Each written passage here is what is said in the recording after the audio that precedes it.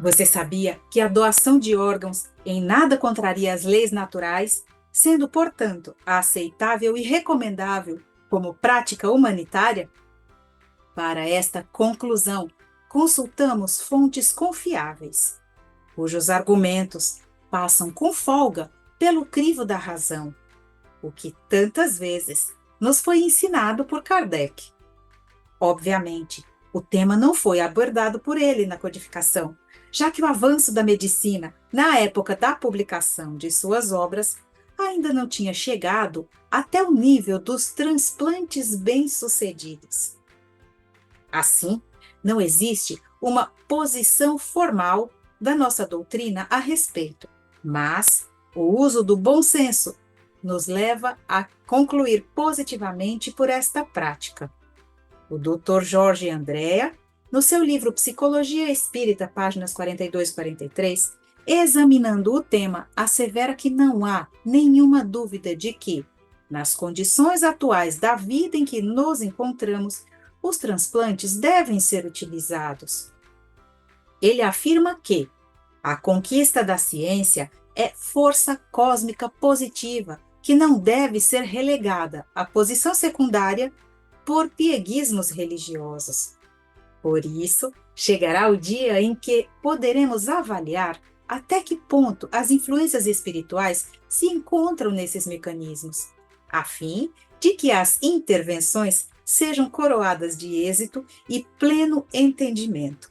Você sabia que Chico Xavier foi questionado a respeito desse tema e também respondeu a favor do transplante de órgãos?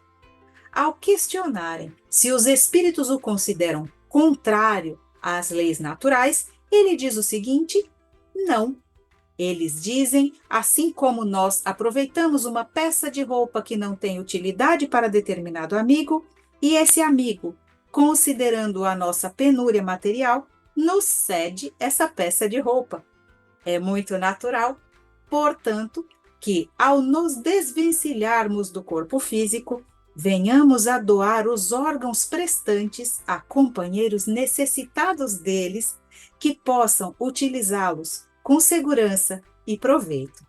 Você sabia que a extração de um órgão não produz reflexos traumatizantes no perispírito do doador?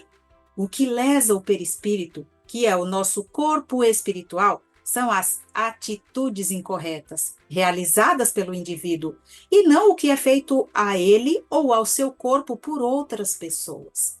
Além disso, o doador desencarnado é muitas vezes beneficiado pelas preces e vibrações de gratidão e carinho por parte do receptor e de sua família. A integridade, pois, do perispírito está intimamente relacionada muito mais com a vida que levamos do que com a destinação de nossos despojos.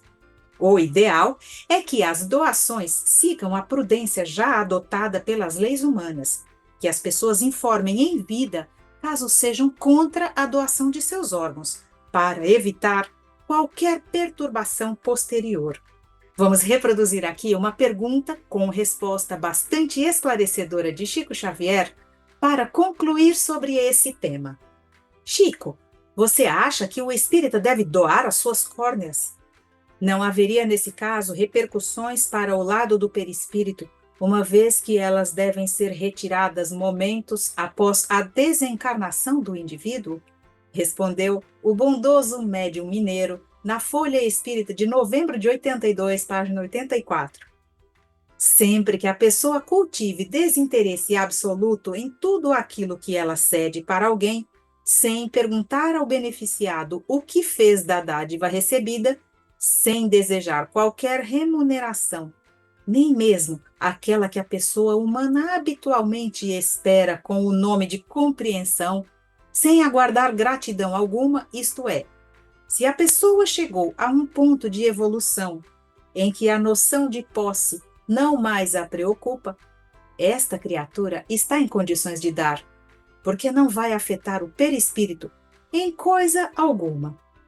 No caso contrário, se a pessoa se sente prejudicada por isso ou por aquilo no curso da vida, ou tenha receio de perder utilidades que julga pertencer-lhe, Esta criatura traz a mente vinculada ao apego a determinadas vantagens da existência e, com certeza, após a morte do corpo, se inclinará para reclamações descabidas, gerando perturbação em seu próprio campo íntimo.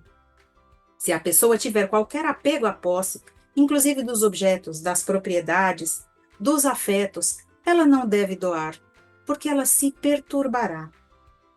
Anos depois dessa resposta, registrou-se o caso de um jovem suicida que foi aliviado em seus sofrimentos pós-mortem graças às preces decorrentes da doação de córneas por ele feita, mostrando que, mesmo em mortes traumáticas, a caridade da doação, quando praticada pelo próprio desencarnado, é largamente compensada pelas leis de Deus. O caso Vladimir é narrado no livro Quem tem Medo da Morte, de Richard Simonetti.